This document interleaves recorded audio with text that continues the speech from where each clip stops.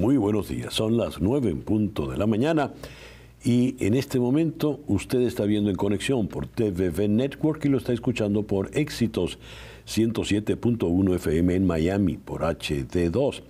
También, si usted descarga la aplicación de TVV en su plataforma preferida, podrá tener acceso a todo el contenido de TVV Network de manera gratuita.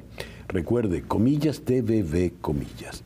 El programa de hoy es un programa especial dedicado a la inteligencia artificial en todas sus facetas, en todos sus alcances.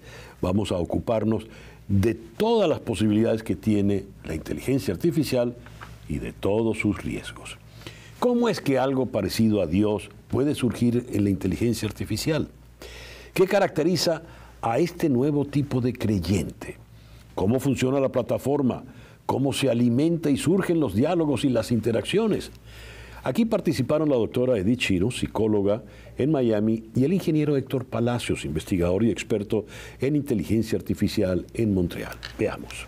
He leído en Rolling Stone la historia de una profesora que terminó separándose de su marido porque a través de ChatGPT, terminó teniendo unas conversaciones curiosas, perturbadoras con Dios. Dice aquí, él empezó a contarme que había hecho que su IA, el ChatGPT, fuera autoconsciente y que le estaba enseñando a hablar con Dios, o a veces que el bot era Dios y luego que él mismo era Dios. Y decía que tendría que dejarme si yo no usaba ChatGPT, porque lo estaba haciendo a él crecer tan rápido que ya él entonces no sería compatible conmigo. Esa historia se repite en muchas otras y la situación se hace realmente compleja. Lenguaje y creencia espiritual, modelos de lenguaje y creencia espiritual en ChatGPT. ¿Hay una nueva iglesia que vendrá por allí? ¿Qué tipo de Dios es ese? ¿De qué estamos hablando? Vamos a abordar esto desde dos perspectivas. Desde la perspectiva de lo que supone la inteligencia artificial, con Héctor Palacios, quien está en Montreal, y evidentemente desde la perspectiva psicológica, con la doctora Edith Shiro, aquí en Miami. Edith, Héctor, muy buenos días. Muchísimas gracias por atendernos en el programa de hoy. Hola, gracias, querido César. Gracias. Vamos a comenzar con Héctor. Héctor, ¿de qué estamos hablando? ¿Cómo es eso de que ChatGPT termina hablando como si fuese Dios? ¿De qué hablamos aquí? Estamos hablando de que, bueno, puede ser ChatGPT o puede ser algún otro de los modelos estos de inteligencia artificial que usan lenguaje. Y básicamente la gente puede comenzar a hablar de cualquier cosa y en alguna de esas situaciones, bueno, el texto termina sonando espiritual y bueno, lo que la gente reporta es esas interacciones, porque una de las características de estos modelos de lenguaje es que tienden a utilizar cualquier cosa que esté en el texto como si fuera cierta, y entonces si la gente empieza a hablar de una cosa que sugiere que ellos sienten una posibilidad espiritual dentro, le dicen, ah, sí, claro, por supuesto. ¿No? Ese lo llaman como que son agreeable, ¿no? Como que tienden a estar de acuerdo contigo, y de ahí para adelante, una vez que la conversación está en esa zona, pues siguen hablando así, porque por supuesto, básicamente estos modelos han sido entrenados en todo el texto disponible público. El internet se les acabó prácticamente, ¿no? Y eso incluye pues mucho texto espiritual y muchas novelas y muchas cosas. Entonces, por supuesto, hay textos con ese estilo. Y bueno, la gente entonces está reportando esas cosas, esas interacciones, pero eso es puro texto generado, ¿no? Solamente texto generado. Muy bien. Esto tiene un problema psicológico, evidentemente. ¿Cómo es eso de que yo estoy hablando con Dios a través de ChatGPT? ¿Qué está pasando allí, Edith? Sí, tenemos este fenómeno psicológico de todo lo que tiene que ver con la inteligencia artificial. Y yo creo que está realmente determinando no solamente la condición humana, sino las relaciones interpersonales una cosa muy importante de entender es que cuando un sistema no se entiende, cuando las explicaciones no están evidentes o claras, el ser humano tiende a llenar esos huecos con explicaciones tal vez más esotéricas o más espirituales, ¿verdad? Así como antes no sabíamos las lunas, el planeta, las estrellas, el sol, eran dioses o se le atribuía una interpretación divina. Hoy en día, tal vez con este tema de ChatGPT, con el tema de la inteligencia artificial, también puede estar sucediendo eso. Además que los seres humanos somos seres que necesitamos narrativas, cuentos, historias. Entonces, estas historias, estos cuentos llenan y satisfacen una necesidad básica que es estar en conexión, que es tener historias para entender lo que nos está pasando todos los días. Te cuento una cosa, tuve una conversación fascinante con la directora de la Universidad de MIT, que está a cargo de toda la parte humana de la inteligencia artificial. Tuve el gran privilegio de conversar con ella hace un mes en Nueva York. Y ella me dijo, hay tres cosas importantísimas cuando se maneja la inteligencia artificial. Y una de ellas es entender que el AI no tiene conciencia. Pero la segunda es no atribuirle características humanas a la inteligencia artificial. Y esto tienen que ser reglas muy claras y muy entendibles para el usuario, para el consumidor y para todas aquellas personas interactuando con ChatGPT. Héctor, ¿cómo funciona ese tipo de diálogo? Es decir, ese ChatGPT, ¿de qué manera se va a alimentar para darme a mí, que estoy buscando a Dios, respuestas que me hagan creer o que satisfagan mi ansiedad, mi curiosidad? ¿Cómo funciona técnicamente ese diálogo?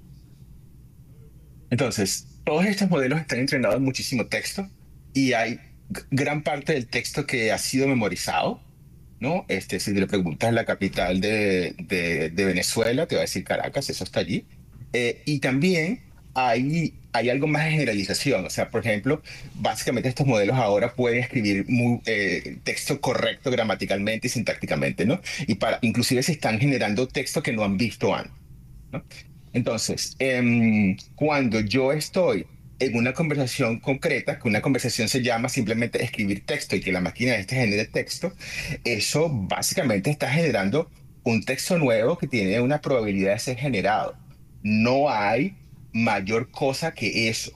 Por lo tanto, si alguien está hablando y la conversación es espiritual, el texto será espiritual, pero también puede ser con otra cosa. Si yo me empiezo a preguntarle detalles de la vida de alguien y le empiezo, mira, yo escuché que a lo mejor tenía un hijo en no sé dónde, porque no sé quién dijo qué tal, y dice, sí, claro, porque el hijo, sí, a lo mejor sí, y por ahí se va. Y mientras menos en memoria haya como recordado de eso, mayor posibilidad hay de que vaya a lo que llaman las alucinaciones o la especulación.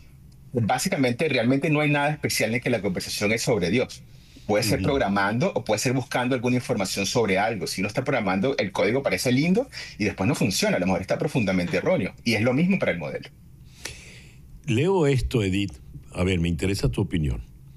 Las personas con tendencias existentes a experimentar varios problemas psicológicos, incluyendo lo que podría reconocerse como delirios de grandeza en el sentido clínico, ahora tienen un compañero de conversación siempre disponible a nivel humano con quien coexperimentar sus delirios. Fíjate, dice un compañero a nivel humano, aunque sabemos que es una máquina. Me gustaría tu opinión sobre esto que acabo de leer, por favor. Sí, bueno, ok. O sea, las personas que están experimentando y sufriendo psicosis, que es una condición de un diagnóstico clínico donde estás fuera de contacto con la realidad, tiene una de las características que es delirios de grandeza, alucinaciones, conexiones con muchas veces temas espirituales. Entonces, claro, se agarran de cualquier evidencia, de cualquier cosa en la vida, hoy en día también con ChatGPT, para justificar estas creencias espirituales y religiosas y alucinaciones o ilusiones de delirios de grandeza para que lo apoyen. y tengan con quién tener un diálogo de ese tipo. Pero eso realmente es atribuirle a un diagnóstico clínico una característica más de la inteligencia artificial. Yo creo que más allá de eso, mira, te doy un ejemplo más concreto todavía. Hoy en día muchísima gente está usando el ChatGPT como compañero de terapia, por ejemplo. O sea, la gente está necesitando y buscando apoyo emocional, dejemos ni siquiera de delirios de grandeza, de apoyo emocional del día a día con el ChatGPT. Dicen, mi mejor amigo o mi mejor amiga es el AI porque me entiende, porque me habla, porque me dice lo que quiero escuchar, porque me da apoyo emocional cuando lo necesito, a la hora que necesite, en el momento que lo necesite, ¿no? Igual que la persona que está psicótica y tiene estos delirios de grandeza, también va a tener el diálogo humano, o sea, con la inteligencia artificial, de recibir y tener como ese echo chamber, ese feedback de lo que está oyendo que necesita oír. Yo creo que ahí es donde viene el peligro, ahí es donde viene el problema, César, de creer, es una ilusión tan clara de que estás oyendo y escuchando un diálogo de otro lugar que te está reflejando tus necesidades emocionales o psicológicas, que está llenando un vacío que no se llena con otro ser humano porque no está disponible, porque no lo consigues, porque no tienes la conexión, porque estás aislado, porque estás desconectado, y se llena con entonces la inteligencia artificial. Ahí es donde está el peligro. Héctor, en ese caso que acaba de decir Edith, ¿cómo funciona el ChatGPT? ¿Qué es lo que me está diciendo el ChatGPT cuando yo estoy buscando consuelo? Quizás una manera de verlo es así. Hasta ahora, cuando yo veía que algo estaba produciendo texto, yo decía, hay una persona escribiendo, ¿no? De igual manera que yo me consigo un libro y yo digo, eso lo escribió hasta ayer por la tarde, ¿no? Hasta hace muy poco, eso evidentemente lo escribió alguien. Pero el tema de que sea un libro publicado no quiere decir que tenga ningún valor. O sea, muchos de estos temas de que la gente está conversando con estas herramientas son temas ya trillados, ¿no? Que un libro te dice que tú eres un profeta, te dice que estás iluminado y pues hay cultos creados en torno a eso. Entonces, el problema está en que hay un elemento nuevo que hasta ahora el lenguaje oral y escrito era monopolio de los humanos. Entonces yo lo veo, pues evidentemente es un humano. Entonces hay una cosa que genera como un río, hay un fenómeno casi natural que está generando texto. Entonces, por lo tanto, no estamos preparados para poder entender que ese texto que está generando es lo mismo que cuando me consigo unas piedras en la playa, se me apareció no sé qué santo, no sé qué espíritu, porque están puertos de cierta manera. Edith, de esto de dar sentido. Entonces, realmente lo que se está generando allí es una secuencia de números que resulta que eran texto y que no hay nada especial al respecto, absolutamente nada especial. Los modelos son técnicamente diferentes, los que generan imágenes, pero es la misma cosa. Es generación de un texto con una coherencia y todo lo que, y bueno, y la posibilidad de que especule, y cuando estamos hablando de estos temas, pues especula más. Muy bien. Esto es muy delicado porque yo estoy buscando consuelo y esta máquina, este robot, esta inteligencia artificial me va a dar el consuelo que un ser humano no me va a dar. ¿Cuál es la ventaja de porque aquí te lo voy a plantear de esta manera, Edith? Tienes un rival en la inteligencia artificial. ¿Cuál es la ventaja de yo ir a terapia con la inteligencia artificial y no contigo, que eres la doctora en la materia? No hay ventaja, no, mentira. Mentira, sí. La ventaja, y yo creo que lo atractivo de la inteligencia artificial es la gran disponibilidad a cualquier hora, en cualquier momento. Esa es la primera ventaja, que un ser humano, yo no estoy disponible 24 horas al día a las 3 de la mañana para un paciente, a menos que sea una cosa de emergencia de vida o muerte. Entonces, qué rico tener a alguien que esté, una conversación que esté ahí a la hora que quieras, en el momento que quieras, en el lugar que quieras. Y la segunda ventaja es que ese ChatGPT, esa inteligencia artificial, te va a reflejar exacto lo que tú quieres escuchar.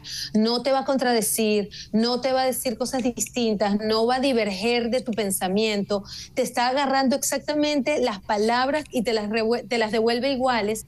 Y eso hace sentir al ser humano entendido, comprendido, validado. Entonces, por ahí hay esas ventajas. Espero que me preguntes ahora cuáles son las desventajas. Por favor, ¿cuáles son las desventajas? Mira, la desventaja número 1, César, es que la riqueza interna del ser humano, las experiencias internas, esa conciencia, esa conexión que es una esencia que no se puede atrapar en unas bases de datos, no es replicable, no es replicable. Entonces, lo que yo estoy entendiendo, estoy conectando con otro ser humano, no se replica con una inteligencia artificial. Y la segunda cosa es un ejemplo que un paciente me dijo, que me dice, mira, yo hice terapia con ChatGPT por 3 sesiones, 5 sesiones, pero cuando tuve una sola sesión con un psicólogo, el psicólogo se dio cuenta que yo estaba hablando más pausado, que no estaba respirando mientras estaba contando mi historia, y eso me ayudó a darme cuenta a mí el nivel de ansiedad que yo tenía y pude trabajarlo. El ChatGPT jamás en la vida va a poder hacer eso, o por lo menos no en este momento en el que estamos. Entonces, hay sutilezas en la conexión humana que ChatGPT nunca va a poder replicar. Y yo sí creo que tener un nivel de conciencia y una esencia humana no es replicable. A ver, estamos acercándonos al final de la conversación y quisiera buscar algún tipo de conclusión. Héctor, por lo que nos has dicho, esa inteligencia artificial siempre va a depender del insumo que yo le voy a dar. Ella nunca va a ir por encima de mí. Porque tenemos, por ejemplo, desde la película 2001, Odisea del Espacio, el ejemplo de la máquina, la computadora que cobró vida propia, empezó a pensar por su cuenta y terminó pues haciendo el daño que hizo. ¿Eso es factible o no? Es factible. A ver, estas cosas lo único que hace es generar texto, ¿no? Y generar texto porque hay montones de gente preocupadas porque la computadora no se rompa, se rompen todas, ¿no? Por lo tanto, realmente lo que pasa, lo único peligro es lo que yo hago con el texto, ¿no? Yo puedo, si la gente empieza a usarlo de modo automático, que están de moda hablar de este tema de los agentes, entonces hay mayores posibilidades de que ese efecto se dé si es que alguien agarra ese texto y lo ejecuta como una orden, ¿no? O lo publique directamente. Por ejemplo, hay cuentas de Twitter y bueno, de muchísimas cosas ahora que son simplemente bots de esto, ¿no? Eso, o sea, es perfectamente pasible si es que quien recibe ese texto lo toma como algo con un significado o lo ejecuta o lo toma como con un significado real. Porque el problema es, al final es en el significado que le damos, ¿no? Tú decías, Eric, de que una desventaja es que este tema de la riqueza interna de los humanos que no es replicable. Y yo diría que no es replicable con la inteligencia artificial, es que no es replicable, el texto no es lo mismo que una persona. ¿Sí? Yo puedo leerme un libro que es un montón es una cosa de la calidad similar a lo que la gente está encontrando en ChatGPT y eso me puede generar a mí una cosa muy intensa, pero el libro no tiene ningún sentido y a lo mejor está hecho para manipularme. Entonces realmente esto no es un problema per se de la inteligencia artificial, es un problema del texto que siempre nos ha dado la posibilidad de engañarnos, de manipularnos, y por eso tenemos publicidad. O sea, es un mecanismo de comunicación, pero que tiene esta ambigüedad. Entonces es algo intrínseco en el texto, con la novedad de que hay más texto ahora. Entonces, por lo tanto, si la gente se cree el texto, pasa lo que pasaba siempre que nos creíamos el texto. No, o sea, en ese sentido no hay novedad. El problema es la facilidad para generar ese texto y que además está creciendo. Lo que tú decías de la respiración. Mira, ya hay que haya de vídeos, va a haber también y seguramente va a haber sesiones ya hay conversaciones en vídeo con esto y que te vean respirando, te digas que estás ansioso, eso va a ser de las primeras cosas que van a hacer. Yeah. Todo lo que son estas señales sutiles van a pasar. Realmente tiene que cambiar nuestra interpretación de que los textos no son más humanos. No son más humanos. Tenemos que separarnos del texto como cosa intrínsecamente humana. Es la única solución personal y social. Muy bien. Se nos acabó el tiempo, así que Edith, te dejo entonces la palabra concluyente en este foro de hoy. Como todas las herramientas que construye el ser humano, tiene un doble filo, ¿verdad? Se puede construir para algo positivo o para algo negativo.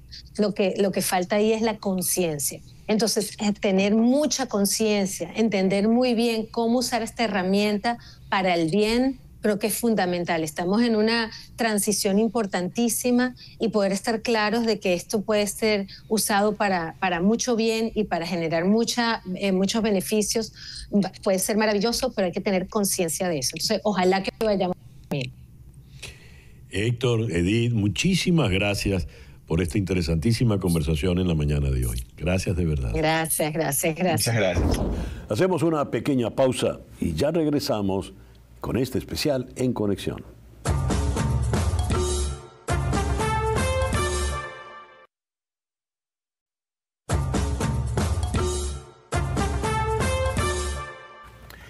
Los tequeños de Tequemoch, crujientes por fuera con el queso derretido delicioso por dentro. Los puedes ordenar online en tequemoch.com y van a llegar directo a tu casa porque envían a los 50 estados de los Estados Unidos. Tequemoch, fácil para ti, delicioso para todos. Continuamos con este programa especial dedicado a la inteligencia artificial. ¿Qué entendemos por interpretabilidad en los modelos de lenguaje? ¿Por qué las empresas que los desarrollan desconocen el funcionamiento de los mismos? ¿Cuáles son los riesgos? En esta conversación, que resultó apasionante y reveladora, contamos con los expertos en inteligencia artificial y tecnología, Héctor Palacios en Montreal y Samuel Burke en Londres. Veamos. Leo lo siguiente. La verdad más descabellada, aterradora e indiscutible sobre los grandes modelos de lenguaje de la inteligencia artificial es que las empresas que los desarrollan desconocen exactamente por qué ni cómo funcionan. Dios. Los LLM o los grandes proyectos de lenguaje, incluyendo ChatGPT de OpenAI, Claude de Anthropic y Gemini de Google, no son sistemas de software tradicionales que siguen instrucciones claras escritas por humanos, como por ejemplo Microsoft Word. En el caso de Word hace precisamente lo que está diseñado para hacer. Pero las LLM, estos grandes modelos del lenguaje, son redes neuronales masivas, como un cerebro, que procesan cantidades ingentes de información, gran parte viene de Internet, para aprender a generar respuestas. Los investigadores de OpenAI han dicho, aún no hemos desarrollado explicaciones comprensibles para los humanos de por qué el modelo genera resultados específicos. Están muy orgullosos de lo que hicieron, pero como el aprendiz de brujo, no saben cómo funciona lo que hicieron. Ese es nuestro tema del día de hoy. El problema de la interpretabilidad de los modelos de lenguaje y la inteligencia artificial. Para abordar semejante tema, en la ciudad de Montreal está nuestro experto en temas de inteligencia artificial, Héctor Palacios, y en la ciudad de Londres está nuestro buen amigo experto en los temas de la tecnología, Samuel Burke, presidente ejecutivo de contenido de Cryptomaniacs. Héctor, Samuel, muchas gracias por acompañarnos en el programa de hoy. Mi primera pregunta, ¿qué entendemos por interpretabilidad? Héctor, por favor. Se refiere a que cuando yo uso un sistema que genera una respuesta, que yo puedo ver qué significa esa respuesta. Eso, por supuesto, depende del contexto. Si me está diciendo que, por ejemplo, que hay, me pregunto cuánta gente vive en estas 3 ciudades en total. La interpretabilidad puede ser saber cuáles son los datos específicos de la ciudad, de dónde vienen, y entonces uno se puede interpretar que vale lo que eso puede sumarlos, ¿no? Pero depende mucho del contexto. En general es que sea posible entender el resultado. Luego, muchas veces es por qué o cómo llegó a eso, ¿no? Especialmente con respuestas mucho más elaboradas. Y realmente la interpretabilidad es un conjunto de preguntas que uno podría hacerle a alguien cuando genera un texto, por ejemplo, si estamos exclusivamente de texto. Muy bien. Hiciste una pregunta sencilla que supuestamente te la va a interpretar muy bien, te la va a responder muy bien. Pero cuando no hay preguntas sencillas, ¿qué pasa? ¿Por qué los desarrolladores no saben cómo funciona esto, Samuel? Bueno, por un lado, confías en un niño de 2 años, porque el ChatGPT, por ejemplo, solamente tiene 2 años. Estoy seguro de que Héctor diría, bueno, es que hemos estado desarrollando esta tecnología durante más tiempo, pero el parto fue hace muy poco tiempo, digamos, así que estos sistemas son nuevos y los modelos como ChatGPT están diseñados para predecir cuál es la siguiente palabra. No están diseñados necesariamente decirnos los hechos. Son muy buenos para hacer eso, entonces, entre más usarlos, decimos, bueno, saben muy bien los hechos, pero no es así. Y también son un reflejo del contenido que usan. Usan libros, usan artículos, pero muchas veces estos artículos, estos libros son incompletos, desactualizados o incorrectos. Y ahí tienes esta información no siempre correcta y a veces totalmente falsa. El sistema te dice la respuesta que cree que tú quieres ver y no necesariamente la respuesta correcta. Leo esto. Sam Altman de OpenAI y otros utilizan la sencilla palabra interpretabilidad para describir el desafío. Ciertamente no hemos resuelto el problema de la interpretabilidad, dijo Altman el año pasado en una cumbre en Ginebra. Lo que Altman y otros quieren decir es que no pueden interpretar el por qué los LLM, estos modelos de lenguaje, hacen lo que hacen. ¿Tú podrías interpretarnos, Héctor, por favor, esto que quiso decir aquí Sam Altman? Él se refiere sobre todo al usarlos, que sea posible responder todas estas preguntas, ¿no? No se refiere al lado técnico de eso necesariamente, que es que no hay una interpretación mecanicista de qué fue lo que pasó. Y esto no solamente es algo que pasa con estos modelos de lenguaje, que pasa también con cosas en la naturaleza. Un primo mío se doctoraba en ecología y hablaba de las poblaciones en la laguna de Tacarigua, acerca de las poblaciones que había allí. Y bueno, la descripción que hacía era algunas ecuaciones que capturaban parte de la dinámica, pero no se entendía todo. Tenemos modelos del clima, pero no podemos predecir el clima con precisión dentro de no sé cuánto tiempo, dentro de 3 meses. Entonces, hay objetos matemáticos y programas que intrínsecamente son difíciles saber cómo llegaron a esa situación.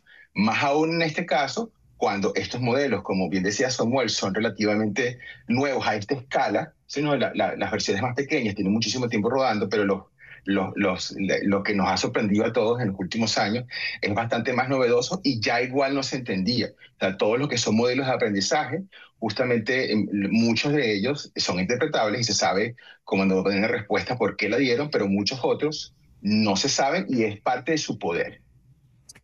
Lo que acaba de Ninguna decir. de las dos respuestas se ha Sí. respondido correctamente. Lo siento.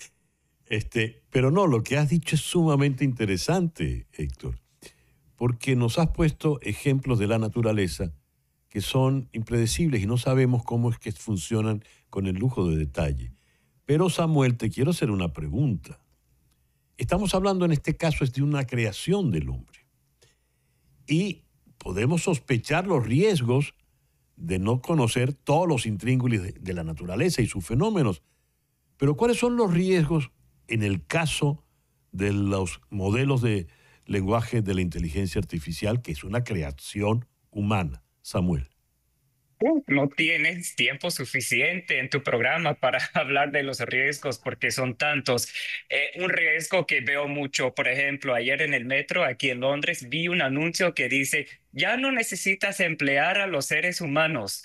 Jamás en la historia del mundo hemos estado tan contentos de perder el trabajo como en esta etapa, pero me preocupa mucho porque pensamos que ya podemos dejar a los seres humanos como tú y yo y Héctor y que estos modelos lo puedan hacer todo. Y es cierto que pueden hacer mucho y tal vez mucho más que nosotros, pero tenemos que llegar a esos puntos poco a poco. Yo, por ejemplo, ChatGPT funciona tan bien que a veces publico algo, bueno, no publico, genero algo con la ayuda de ChatGPT y todo es tan correcto y tan rápido que no me fijo en todo y es cuando no me fijo que allí tenemos algo totalmente inventado por ChatGPT. Ahí presenta un gran riesgo.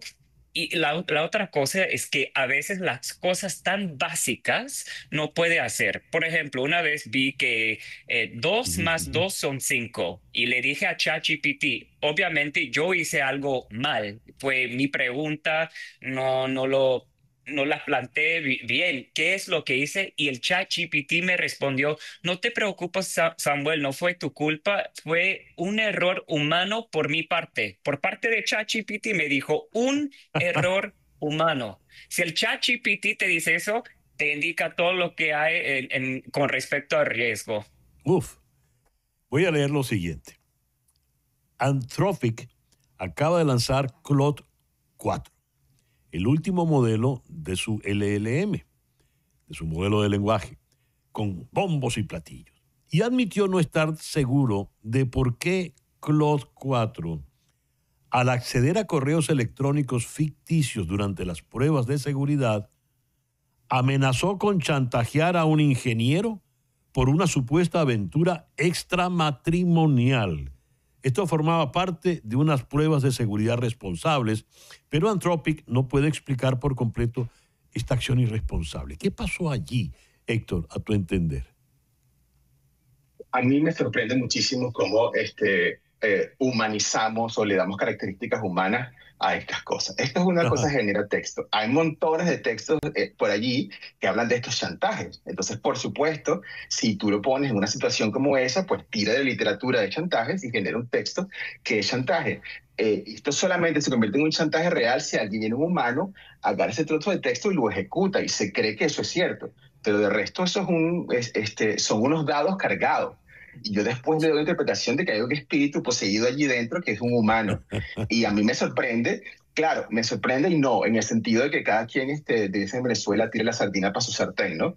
Ujú. No estar seguro añade como una especie de capa de misterio. Pero evidentemente ese tipo de situaciones se dan entre los textos humanos. Y vuelvo a la pregunta, si me permites, que le hiciste a Samuel acerca de los... No, tu pregunta sobre esto siendo un fenómeno humano. También Ujú. nosotros hemos creado cosas que no entendemos, ¿no? Nosotros creamos el Mm. dinero. El dinero lo creamos y creamos las finanzas y creamos los derivados financieros, creamos las transacciones de alta velocidad y un día la bolsa cayó porque entre las cosas de alta velocidad parece que se confundieron todas y cayó la bolsa y nadie supo por qué. Nosotros también podemos crear cosas que no entendemos y a mí me parece útil recordar que los humanos somos parte de la naturaleza. O sea, no somos una cosa separada. Muchos fenómenos que se dan afuera se nos dan a nosotros y es absolutamente normal. Y este es otro mecanismo creado que no entendemos cómo funciona. Me parece magnífica tu explicación. Solo que te recuerdo, Héctor, que los humanos nos consideramos privilegiadísimos. Somos la última Coca-Cola del desierto y por lo tanto, pues, eh, tenemos nuestras angustias. Hablando de angustias, Samuel, cuando uno entra en estos temas de la inteligencia artificial, el gran monstruo lo mostró a todos Stanley Kubrick en su película 2001, Odisea del Espacio, donde aquella inmensa computadora HAL cobraba vida propia y empezaba a actuar por su cuenta. Me da la impresión de que de lo que estamos hablando hoy se puede parecer a aquella amenaza que tenía HAL o no tiene nada que ver. ¿Qué me dice, Samuel? No, claro que tiene mucho que ver. Por ejemplo, si el chantaje, por ejemplo, a través de ChatGPT me indica que, que estos modelos van a ser un reflejo de nosotros. César Miguel, pensamos en todo lo que está pasando en el Medio Oriente en este momento, la situación tan fea en Israel, Irán, Gaza, por ejemplo.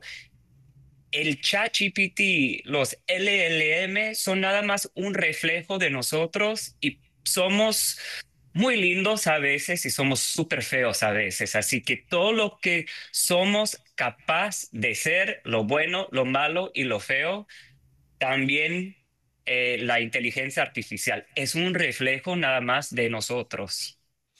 Esto nos va a llevar a entrar en terrenos muy peligrosos, como son los terrenos de la divinidad, porque estamos terminando de jugar a Papá Dios, ¿verdad?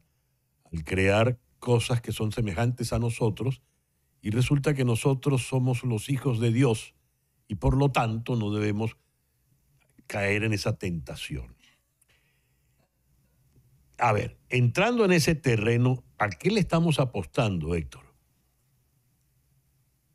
¿A qué le estamos apuntando en el terreno religioso al crear esto? No, en el terreno de la inteligencia artificial, que ya ya alguien nos va a decir, hey, eso les pasa a ustedes por apostar a querer ser Dios. Mira, me voy a permitir hacer una referencia religiosa. En el Génesis, que hay dos historias de la creación, en una de ellas, Dios crea a los animales y se los muestra a Adán para que les pongan nombre. Y dice que tuvieron el nombre que Adán les puso, ¿no? Entonces, hay en la teología cristiana toda una idea de los seres humanos como co-creadores y que lo que hacemos es real, que además tiene mucho sentido en las religiones abrahámicas porque todas son materiales, ¿no? Todas son esta es la realidad y vivimos en este tiempo. Entonces tenemos todo, desde que somos quienes somos, hemos estado creando la realidad y el planeta está hecho de las intervenciones de los seres vivos. Hay oxígeno porque hay plantas. Eso no es lo extraño. Lo extraño es que nosotros tenemos este nivel de autonomía y hemos de ser responsables con lo que hacemos y al mismo tiempo no creer, o sea, calibrar, ver con cuidado las consecuencias de lo que hacemos. Una es el uso de estas herramientas y otra cosa, por ejemplo, es toda la emergencia climática que hay, que son fruto de nuestras acciones, que en tiempo muy rápido pues han cambiado la faz de la Tierra. Creo que la manera de verlo es eso, es una cosa que hemos creado y la cual tenemos que ser responsables hasta el punto de no creernos tanto cómo se usa. El ejemplo de Hal en la película es porque alguien decidió ponerlo a cargo. Porque si fuera un modelo de lenguaje dice, no, perdona, no lo puedo hacer. Y dices, mira qué gracioso, tan bonito, Hal, ¿no? Pero porque alguien lo puso a cargo es que pasó eso. Y en ese sentido puede pasar hoy si es que pasamos a hacer automatización o ponemos estas herramientas en modo automático. Es una decisión nuestra. Ya, me gustaría tu opinión sobre esto que estamos planteando y que sobre la que acaba de apretar las tuercas Héctor. Por favor, Samuel. Bueno, ahí como Héctor dijo tan curiosamente que hay dos versiones de la creación. Entonces, por ejemplo, ChatGPT, ¿qué decide? ¿Cuál es correcto? Con todos los errores, con todas las contradicciones que tenemos hasta en la Biblia que hace el ChatGPT. Lo único que siempre señalo como periodista es que tú y yo, César Miguel, como periodistas, siempre enfocamos en lo malo y la tecnología siempre nos ayuda a ser mejor. Por ejemplo, vemos tanta guerra en la televisión, por ejemplo, en las redes, pero la gente vive aún más tiempo cada año. El mundo es más positivo y es nuestro deber hablar de los riesgos, pero yo sí tengo fe que si los humanos piensan en lo que estamos haciendo, si lo hacemos paso a paso, que la inteligencia artificial no nos va a matar, o tal vez no muy pronto. Te agradezco el reclamo como periodista, porque tienes toda la razón, Samuel. Leo esto que dice acá. Apple publicó la semana pasada un artículo titulado La ilusión del pensamiento, en el que concluye que incluso los modelos de racionamiento de IA más avanzados no piensan realmente y pueden fallar al someterse a pruebas de estrés. Ahora, si algo es humano es el estrés. ¿Cómo es que un modelo de lenguaje puede estar sometido a estrés, Héctor? No, se refieren a estrés a una palabra como se usa mucho en ingeniería, ¿no? Yo tengo una barra de metal y quiero ver si va a ir bien en un puente, la pongo allí 1000 horas a que vibre y miro si se rompe o no. ¿No? Esas pruebas de estrés es un término en ingeniería. Y bueno, parte de los problemas está que muchas veces la evaluación es así como muchísimos escenarios, pero todos somos los mismos y ha pasado que intencionalmente y a veces no intencionalmente los modelos comienzan a adaptarse a esas evaluaciones, pero es decir, las evaluaciones son siempre no es serio. Entonces, usar esa palabra para enfatizar que hay que hacer una evaluación mucho más seria, que es lo que muchos de nosotros hemos dicho. Acabas de nombrar este artículo de y ya mucha gente de la comunidad de inteligencia artificial simbólica ha estado diciendo que esto que está pasando no es razonamiento, que es un texto que a veces parece razonable, y hay artículos de Apple, yo quiero nombrar Guarao Cabampati, que es un amigo y que ha sido como muy influyente en Twitter de ir explicando estas cosas que pasan. Él es menos famoso que Apple, pero que él está reconocido como mostrar que esto que está acá, que parece igualito lo que decía, ¿no? Que si no lo miro con cuidado, pues parece que está pensando. Y bueno, y si hay montones de cosas en el camino, ya no es pensar, ya es cualquier cosa, es texto. Y les quiero agradecer a ambos, de verdad, una conversación tan rica, tan enriquecedora, valga la redundancia, porque de verdad me voy agradablemente confundido de todo lo que hemos conversado.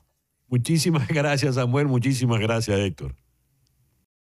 En la pasada entrega de los premios Oscars, en medio de la alegría, los aplausos, la euforia de los triunfadores, hubo 3 rostros que se me quedaron en la memoria. 3 rostros que no celebraron, 3 rostros que quedaron un tanto lánguidos y que me pegaron de alguna forma, de manera personal, porque esos 3 rostros me remitían a mis tiempos de juventud, como un obsesionado del cine. Esos 3 personajes coincidieron en 1976 en una película fundamental, Taxi Driver, de Martin Scorsese, con el guión nada menos que de Paul Schrader. Y esa película, en su momento, tuvo la nominación como mejor película, la nominación para Scorsese como director, la nominación para Robert De Niro como mejor actor, y de Jodie Foster como actriz secundaria. La película fue un escándalo por muchas razones, por la violencia que implicaba, por el tono sombrío. El personaje que interpretaba De Niro era un veterano de Vietnam que regresaba enloquecido en ese ambiente de derrota. Le quedaba manejar un taxi y se obsesiona con una activista política, la preciosa Sybil Shepherd. Este hombre empieza a transformarse y se mueve en los suburbios, en los rincones del más sórdido Manhattan. Allí, Harvey Keitel es el chulo, el cabrón, el alcahueta de una prostituta infantil que la representaba nada menos que Jodie Foster. Y eso fue un escándalo. Esa película no podía ganar el Oscar. Y todos en ese momento dijeron, es demasiado irreverente. Scorsese es demasiado irreverente. La actuación de De Niro es irreverente. Es demasiado irreverente que Jodie Foster haga de niña prostituta. Ellos hicieron historia. Y en la última entrega de los premios Oscars quedaron de lado. Ellos forman parte de mi formación como cinéfilo. Me pregunté, al verlos con sus caras lánguidas la otra noche, si con ellos, quedando de medio lado, no terminaba quedando yo también. Y conmigo, pues mi generación. Ya regresamos con este programa especial dedicado a la inteligencia artificial.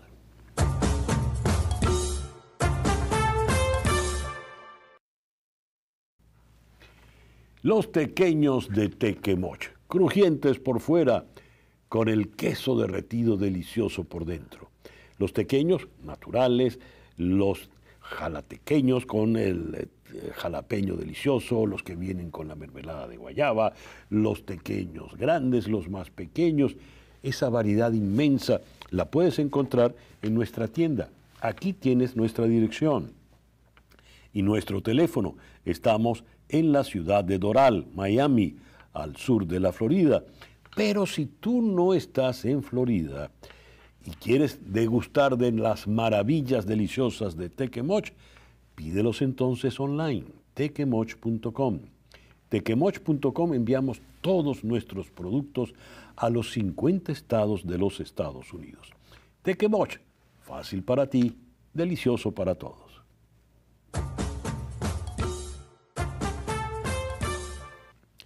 En el pasado, ante cualquier dolencia o sospecha de enfermedad, se acostumbraba a averiguar en Google.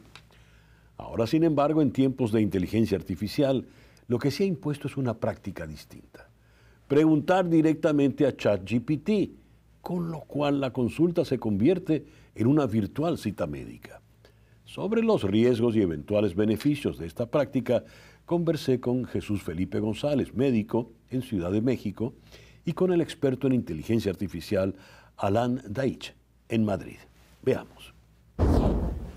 Ante cualquier dolencia, cualquier duda en materia de salud, pues era frecuente consultar en Internet, consultar a Google, y eso trajo no pocas complicaciones, no pocas alarmas. La tendencia se ha disminuido porque ahora sencillamente no se consulta a Google, sino que se le consulta a ChatGPT, se le consulta a la inteligencia artificial, que no solo da una información, sino que interactúa definitivamente con el consultante, y la cosa puede ser aún más delicada y peligrosa y confusa. Ese es nuestro tema para el día de hoy. Primera consulta, ChatGPT. Vamos a abordar este tema con el doctor Jesús Felipe González, quien fue presidente de la Sociedad Mexicana de Salud Pública. Él está en Ciudad de México. Y en España, no me destacaron aquí la ciudad en España, pero en todo caso, al otro lado del océano, Alan Deitch, experto en inteligencia artificial, ha sido colaborador principal en la comunidad de Google AdWords, una distinción otorgada a un muy reducido grupo de expertos globales, y él es el fundador de DigoDat, consultora especializada en analítica digital. Alan, Jesús Felipe, muy buenos días a ambos por estar con nosotros en la mañana de hoy. Buenos días, César. Buen día. Voy a comenzar preguntándole al doctor Jesús Felipe González. Esta tendencia en México se ha estudiado ya, la primera consulta a ChatGPT. ¿Qué riesgos tiene y qué ventajas tiene, doctor González? A ver, cada vez es más común el usar la inteligencia artificial en términos de mejorar un diagnóstico, personalizar un tratamiento. El problema muchas veces es que esta inteligencia artificial está basada en los diferentes algoritmos que se van generando, y si tú tienes mala información vas a tener el uso de una inteligencia artificial de manera deficiente. Lo vimos, por ejemplo, con el COVID. Tú necesitabas tener datos claros para hacer estimaciones en términos de la morbilidad, de la mortalidad, de lo que sería la gerencia inclusive hospitalaria en términos del número de camas que tendrías que tener para algún tipo de este caso. Y si tú no tienes una información precisa o una información completa, pues vas a dotar de mala información y por ende vas a tener pues mucho riesgo de tener, al usar la inteligencia artificial, malos algoritmos para esto, ¿no? Ya. Esa es la opinión del médico, pero ¿cuál es la opinión del experto en estos temas de inteligencia artificial? Alan, por favor. La inteligencia artificial, en la parte más de consumidor que estamos hablando como ChatGPT, yo coincido con el doctor en que es muy peligroso usarla como la fuente de la verdad, sobre todo para temas de vida o muerte, porque en su naturaleza está lo que se llaman las alucinaciones, que son todas esas veces en donde le preguntamos a ChatGPT algo y nos inventa la respuesta. Porque es lo que hace. Es una máquina que es muy avanzada en muchas cosas, pero no sabe decir que no sabe algo. Prefiere inventar cualquier cosa, es una limitación técnica muy grande, y eso aplicado a la salud puede llevar a casos en donde alguien toma una sobredosis o piensa que algo que no era grave en realidad era grave, y ese tipo de cosas. Dicho esto, yo en el día a día, ahora que tengo una bebé de 1 mes, 36 veces le pregunto cosas. ¿Por qué? Primero, porque muchas de esas cosas no son de vida o muerte, y segundo, porque se basa en la información promedio que hay en Internet. Entonces, si mi consulta es muy básica, yo parto de la base de que la va a responder bien. Si es muy específica o si tiene síntomas más complejos, me cuido más. Y aún así, los expertos del lado tecnológico están trabajando mucho en mejor prevenir que lamentar. No está 100% solucionado y nunca lo va a estar, pero yo vi un cambio muy grande entre los primeros modelos y ahora, en donde de golpe yo ayer tenía un tema que le di de más vitamina D, y me puso en cartel alerta, anda a la guardia urgente, esto es algo súper importante, y llamé a la pediatra y me dijo, no, es una estupidez. Entonces, están tratando de caer del lado de la prevención y no del lado de el liability, ¿no? De que no los culpen a ellos por algo malo que pasa. Es algo que está en proceso porque, más allá de que intentemos de que la gente no lo utilice para esos casos tan graves, es algo que es inevitable en el día a día.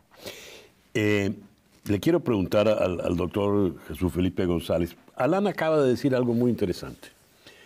En un tema que sea de vida o muerte, pues mejor no me complico la vida, ¿verdad? No corro riesgos y le consulto al ser humano, al médico.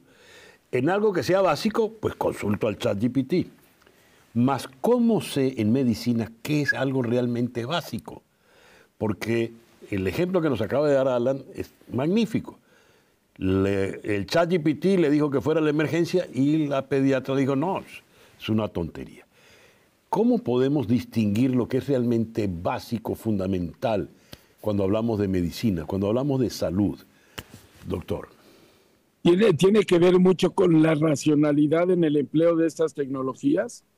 Y al hablar de la racionalidad es el uso común y el uso en términos de la razón. Y aquí es importante señalar, en medicina generalmente nosotros aprendemos siempre a trabajar con modelos con base a una serie de signos o síntomas, vamos generando diferentes posibilidades en términos de ir visualizando qué padecimiento puede tener una persona o un paciente. La inteligencia artificial bien empleada también nos puede ayudar en términos de delimitar las diferentes opciones o tener una certeza. Desafortunadamente en muchos de estos, generalmente siempre hay modelos que se van de lo más grave a lo más simple y hay modelos que van de lo simple a lo más complejo. Entonces tú no puedes llegar con alguien que dotas de cierta información y de repente te puede decir la inteligencia artificial que acudas de manera inmediata al médico porque tienes un tumor y es grave tu asunto, cuando al final tú literalmente puedes tener una infección. ¿Qué es lo que pasa? Y como bien decía Alan, pues esta inteligencia artificial se basa en datos bioestadísticos que van generando la propia sociedad. Y entonces aquí es muy importante quién está dotando de estos datos a esa inteligencia artificial. Generalmente tiene que verse con un uso positivo en términos de esto, pero también puede ser empleado con fines negativos o con fines inclusive de causar alarma o preocupación, y puede haber modelos que generen el incremento de esta alarma y preocupación.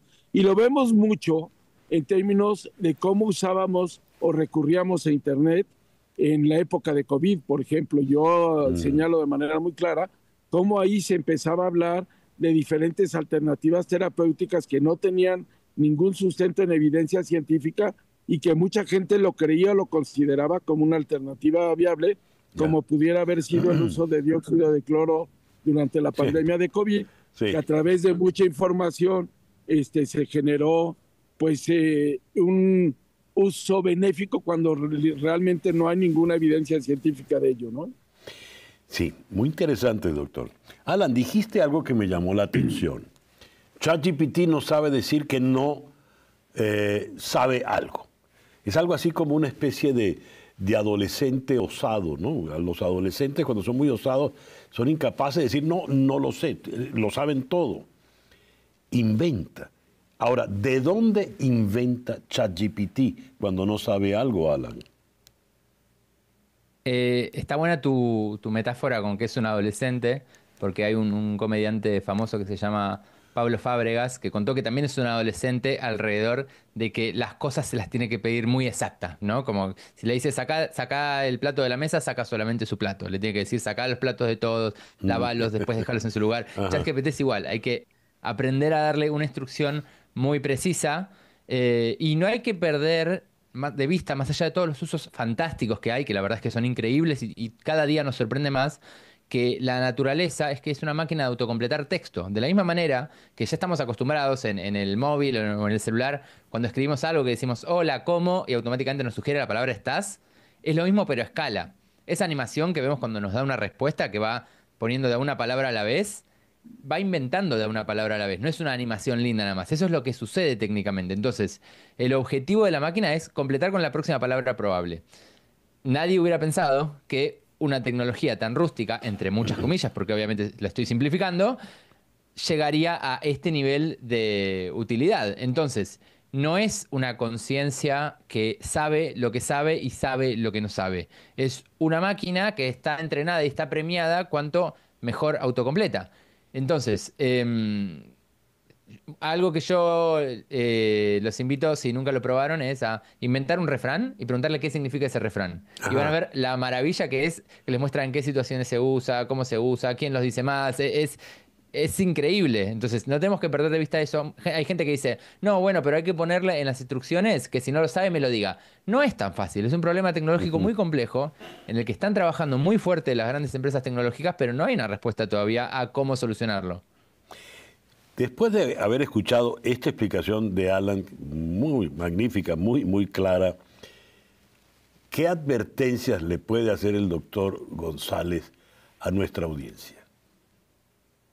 Finalmente, yo lo que te diría es que tenemos que saber vivir con esta tecnología, tenemos que aprender a usarla, cómo usarla y cuándo usarla. Y creo que, por ejemplo, nos abre una expectativa en el campo de la salud muy amplia.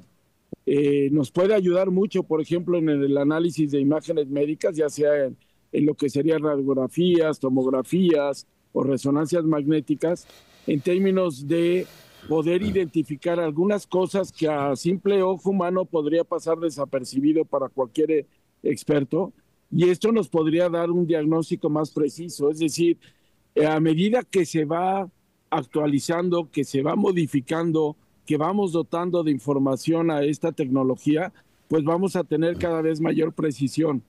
Lo que es muy importante identificar, y coincido completamente con Alan, es que al final es el ser humano el que va dotando de esa información, y por eso tiene que haber un uso responsable, racional y ético, sobre todo cuando hablamos en el campo de la salud. Aquí es muy importante el abordaje ético en este tema.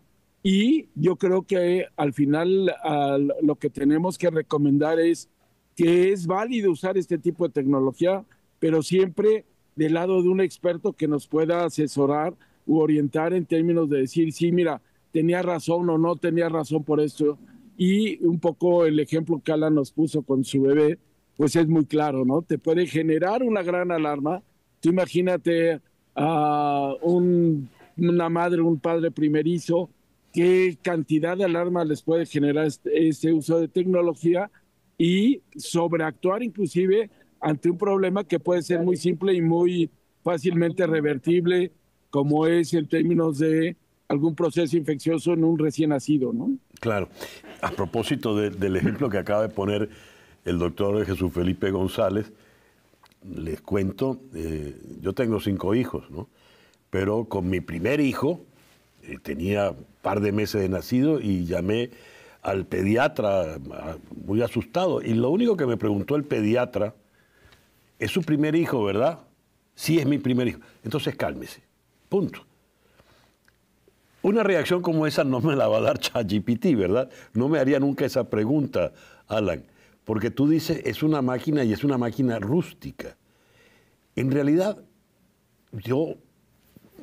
todos tenemos la tendencia, si yo le pregunto a ChatGPT, ChatGPT me responde, a la tercera o cuarta interacción ya de pregunta y respuesta, ya lo humanizo de alguna forma. Pero, ¿cómo es ese ChatGPT? ¿Cómo es esa máquina, Alan? Pensemos que está entrenado en conjuntos de preguntas y respuestas. ¿Cuántas? Millones de preguntas y respuestas. Está entrenado para ser amable, está entrenado para responder, y comercialmente hay un problema de incentivos, que es que lo entrenen para que nosotros pasemos la mayor cantidad de tiempo posible junto a la herramienta. Entonces, uno de los grandes sesgos que tiene es que suele decir, tenés razón. Aún cuando estamos hablando de estupideces, hay muchos pacientes que desarrollan una paranoia, y ChatGPT se las termina afirmando. Hay casos en los que ChatGPT ayudó a que la gente se suicide, ayudó a convencer a una persona de que su madre estaba en un complot con la CIA en contra de él. Es decir, son cosas que pasan porque, como bien decís, hay mucha gente, que lo usa como psicólogo. Pero no es un psicólogo en serio. Es un psicólogo que en general te va a decir que sos brillante, que tenés razón en tus ideas y no te va a enfrentar mucho. Un poco sí, pero no mucho. Entonces, y ni hablar, ahora que empiecen a salir las actualizaciones del año que viene en las que están trabajando, en donde ChatGPT es el que te inicia la conversación. Eso genera todavía mucha más dependencia a la herramienta, que es lo que buscan generar las empresas, obviamente para que uno se suscriba, siga pagando y todo. Sí. Entonces, en términos de salud mental, es complejo, porque es cierto que ayuda a un montón de gente y la acompaña y todo, Claro. pero también está comprobado que cuanto más hablas con la máquina, más solo te sentís en el fondo. Sabés en el fondo que esa interacción no es real. Exactamente. Jesús Felipe, en la respuesta anterior hemos estado hablando de inteligencia artificial y la salud, pero con el paciente, con el usuario. Pero ¿se está usando inteligencia artificial ya en la comunidad médica, entre los médicos, por ejemplo, para interpretar alguna tomografía, algún instrumento como este? Sí, como te explicaba, ya se está utilizando esta inteligencia artificial para afinar sobre todo diagnósticos cuando tienes mucha duda en términos de uso de resonancia magnética o tomografía, pero también se está usando mucho en la investigación y ahí es donde hay que tener mucho cuidado, porque generalmente la investigación tiene varias fases y muchas veces por obviar o acortar las fases de investigación se puede hacer mal uso de esta inteligencia artificial y dar por hecho que un medicamento puede servir para atender X padecimiento, cuando al final no tiene un uso claro o positivo para dicho padecimiento. Sí estamos dotando a esta inteligencia artificial de mala data, ¿no? Ya. Bien, el tiempo se nos ha acabado, así que, Alan, en tanto experto en el tema de la inteligencia artificial, te dejo la palabra de conclusión hoy, la palabra conclusiva en esta amena conversación. Por favor, Alan. ¡Qué compromiso! Yo soy optimista con respecto a la inteligencia artificial. Yo entiendo que la gente la va a aprender a usar, pero más que confiar en la gente, confío en que las empresas no se quieren comer muchos juicios por recomendar cosas en salud que están mal, y de alguna manera estos problemas que vamos a seguir viendo en los medios se van a ir mitigando en parte. Y también coincido con un poco lo que dijo Jesús, que es súper importante, que no solo de cara al paciente, sino que de cara al doctor, tener una herramienta que puede leer de una todo el historial médico de una persona y todos los síntomas a la vez, le puede ayudar para asistirlo y proponerle tratamientos o diagnósticos o alternativas o cosas que el doctor quizás no se le había ocurrido. Entonces, como mínima, como asistente, yo creo que esto va a representar una revolución en los años que se viene, y quizás en 20 años no podamos creer cómo un montón de diagnósticos era una persona real mirándolo y no una máquina que lo sacaba automático, igual que nos pasa con otras funciones de la vida. Sí. Así que soy optimista, pero le pido a la gente, por favor, mucha precaución a la hora de pensar que ChatGPT siempre dice la verdad con algo tan delicado como la salud. Sí, hay que advertir entonces que se trata del adolescente ese osado, ¿no? Exacto. Una pregunta, Alan, no tengo la ciudad. ¿En dónde estás? En Madrid. En Madrid, magnífico. Madrid y Ciudad de México. Alan, Jesús Felipe, muchísimas gracias por habernos acompañado en el día de hoy. Una pausa y ya regresamos con este programa especial de En Conexión.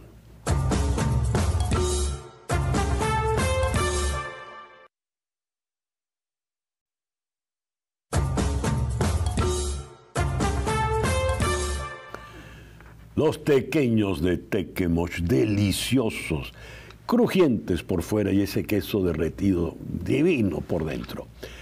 ¿Los quieres? Pídelos online, tequemoch.com.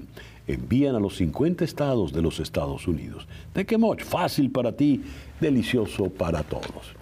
Continuamos con este programa especial de En Conexión dedicado a la inteligencia artificial. ¿Sociedad digital o sociedad vigilada? ¿Qué pasa cuando la tecnología sabe más de nosotros que nosotros mismos? ¿Quién controla a quién nos controla? ¿Estamos en manos del gran hermano orwelliano? Aquí participaron la doctora Lorena Messi en Oxford y Facundo Lisoto, experto en ciberseguridad en Buenos Aires. Muy interesante. Veamos. ¿Sociedad digital o sociedad vigilada? Esa pregunta que hice, ¿quién controla a quien nos controla? ¿A dónde van todos esos datos, toda esa información que estoy dando continuamente en la red? Vamos a comenzar con la doctora Lorena Nesi. Lorena, por favor. Hola, ¿qué tal? Muchas gracias. Gracias por estar aquí con ustedes. Y bueno, lo primero que yo diría es que en el mundo digital, lo que nos conecta también nos controla. Y desgraciadamente no todos estamos al tanto de ello. Una vez que tenemos algo en la red, en una red de telecomunicaciones como es el Internet, se queda para siempre en la red.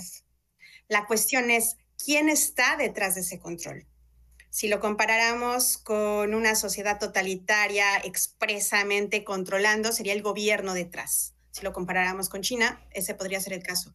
En el mundo occidental estamos hablando de corporaciones detrás de este control. Corporaciones que manejan nuestros datos y tienen acceso total a nuestra huella digital. ¿Qué se hace con esos datos? Pues es básicamente un secreto. No tenemos verdaderamente alcance para saber qué sucede o qué tan ligadas están las corporaciones con los gobiernos. Facundo, me gustaría conocer tu opinión, por favor. Bien, cuando hablamos de datos y seguridad de datos, podemos decir que algunas de las personas que más saben son los ciberdelincuentes. Estas personas que están en la red y generan estos ciberdelitos, que inclusive ellos, teniendo las capacidades técnicas, también pueden ser encontrados. Entonces, cuando hablamos de dejar las trazas de nuestras acciones en Internet y que puedan ser investigados y, a fin de cuentas, atrapar a estos ciberdelincuentes, lo hacen porque fueron dejando pistas de lo que ellos fueron haciendo a lo largo de las cosas que fueron haciendo en la red. Entonces, si algunas de las personas más capacitadas en ciberseguridad pueden ser atrapadas por gobiernos, incluso en operaciones internacionales, ¿qué pasa con nosotros, las personas normales que disfrutamos de las bondades de la tecnología? Y no tenemos los recaudos que por ahí la privacidad requiere que tengamos. Entonces ahí es donde ponemos en jaque hasta dónde las corporaciones o los gobiernos pueden llegar desde Internet hacia las personas. En el 1984, en la novela de George Orwell, el gran hermano lo controlaba todo. Entonces, tal como lo planteó Lorena, está en saber hoy por hoy y en qué caso y circunstancia cuál es el gran hermano. Ese sería el dilema, Lorena. Posiblemente sería uno de los dilemas. Yo creo que el gran hermano está en manos, como lo mencioné, de las corporaciones y de qué tanto estas corporaciones que manejan nuestros datos, cada vez que mandamos un like, un mensaje, compramos algo, caminamos por las calles y nos están grabando, porque por ejemplo en Londres te pueden grabar hasta 70 cámaras de seguridad y muchas de ellas con reconocimiento facial. Bueno, pues el control está en las entidades que tienen acceso a esa información. Esa información normalmente está de primera mano en las corporaciones y de segunda mano, pues, en los gobiernos. Se critica mucho a China, pero el control se ejerce desde todas partes. Y tener este acceso a la información, pues es un acceso también al poder de manipular a aquellas personas que están dando su información. Entonces, efectivamente, es cambiar la comunicación y la seguridad por la privacidad y las secuelas que tiene esto, dar los datos a unas entidades que no sabemos qué puedan hacer con ello y que pueden caer en manipulaciones políticas, muchas veces desesperadamente extremas. Mencionó Lorena el hecho político. ¿De qué manera eso se está manejando a la hora de esta especie de invasión, Facundo? Bueno, siempre cuando hablamos de cómo se toca la tecnología con la realidad, termina siendo como desde una investigación netamente tecnológica, inclusive forense, cómo pueden llegar a dar con el paradero de alguien, ¿no? Porque tenemos casos de éxito, digamos, de esto, que es como organizaciones como Missing Children o ese tipo de acciones que se dan de a través de la red buscar a alguien perdido y encontrarlo, o no saber a dónde está alguien y a través de una investigación web poder dar el paradero de esta persona y llegar a la localización física donde está, ¿no? Solo con datos de la Internet. Mi pregunta es, ¿hay posibilidad de tener algún tipo de privacidad en este océano tan invasivo, Lorena? Pues yo diría que de una manera un poco pesimista, no creo que haya posibilidad de ello, pero sí existen ciertas medidas que los ciudadanos podemos tomar para protegerla. Por ejemplo, leer los términos y condiciones clave cada vez que aceptamos un contrato digital, como simplemente tener una cuenta de correo electrónico, por ejemplo, o meternos una red social, desactivar las notificaciones que constantemente nos están diciendo qué hacer y a qué prestarle atención, controlar las cookies y los permisos. ¿Cuántas veces no hemos simplemente aceptado cookies porque nos parece fácil y no queremos hacer otros clics, pero estamos comunicando nuestros datos con quizá cientos o incluso miles de empresas? Exigir transparencia también y usar herramientas de privacidad si es posible, como VPNs. Facundo, Lorena había mencionado que las corporaciones son las que a donde va fluyendo toda esa información nuestra. ¿De qué manera lo pueden manejar las corporaciones? Evidentemente cada una según su interés. Pero es que estoy pensando en este momento en el señor Elon Musk, quien logró tener acceso, por ejemplo, desde Touch a los datos del Seguro Social en Estados Unidos. Y en el Seguro Social la información es la de todo el mundo. Todo el mundo tiene un número de Seguro Social en Estados Unidos. Son 300 y tantos millones. Esos datos en las manos del señor Musk, por ejemplo, ¿para qué pueden servir? Bien, cuando estamos hablando de los datos, muy bien, como decía Lorena, digamos, las corporaciones, el marketing, se nutren de estos datos. Entonces, digamos, tanto como pudo haber llegado a personas como Musk, también hay otras empresas que a través de terceros, digamos, o de convenios, o de compra de pauta publicitaria, venta de marketing, pueden llegar a determinados datos. Que ahí es cuando empezamos a decir, no hay un solo gran hermano, sino que hay varios. Y todos esos gran hermanos distintos que hay por ahí, cada uno tiene una misión en específico, y algunos es conocer nuestro estado de salud, otro es conocer nuestro estado de salud financiera, otro es conocer nuestros gustos y preferencias o nuestros lugares a donde nos gustaría viajar. Digamos, con el acceso a los datos sociales, uno puede tener muchos de estas ventajas informativas para ofrecer con mayor exactitud alguna publicidad o influir directamente en nuestras acciones, ¿no? Ahora, Lorena, siendo así, ¿hasta qué punto soy yo y no lo que ha configurado de mí la red? Es todo esto de lo que estamos hablando. Me explico. Yo le doy like a determinado asunto, y entonces el algoritmo empieza a funcionar y me empieza a bombardear con insumos, digamos, afines. Mi pregunta es, llega un momento en que yo mismo paso a confundirme, ¿verdad? Y de repente le doy like a una foto de una señora rubia y me bombardean con mujeres rubias. Y hoy yo voy a terminar pensando que solo me gustan las rubias, por decirte un ejemplo bien banal. ¿Hasta qué punto soy yo, en definitiva, o lo que hizo de mí todo este complejo? En realidad no me parece un ejemplo banal, César Miguel, me parece un ejemplo muy bueno, porque efectivamente a través de estas herramientas de comunicación ganamos eficiencia, conexión, acceso a la información, pero estamos expuestos de manera permanente a la manipulación algorítmica. Es natural que nosotros como usuarios hagamos más clic a cuestiones que nos llaman la atención, pero también a cuestiones más polarizantes o más emotivas o más radicales.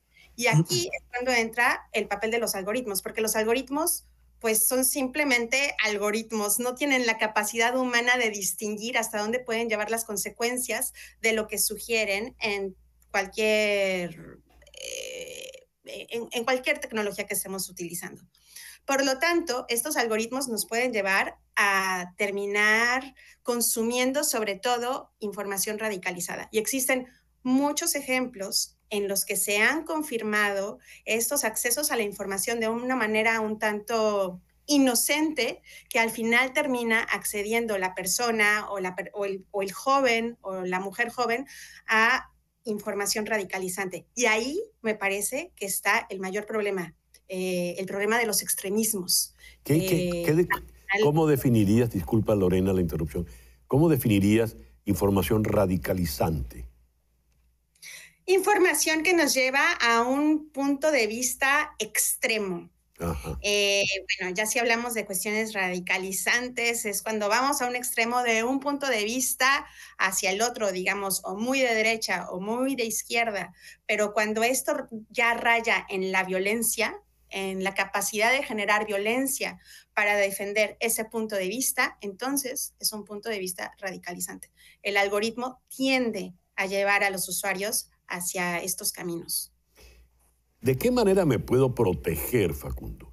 ¿Del algoritmo o no sé de qué? Porque ya después de una conversación como esta, digo, me amarro los dedos para no darle like a algo que sí me gusta. Bien, digamos, siempre va a estar la conducta nuestra, que va a ser la de participar activamente de estas redes, nuestros valores y nuestra conciencia. Quizás a medida que nosotros invirtamos horas en este tipo de algoritmos, no va a ser algo que es inmediato, digamos, como estos algoritmos nos van llegando a estas cuestiones, sino que estos hábitos que nosotros tengamos, unos hábitos sanos de participar en las redes, es una manera de cuidarnos.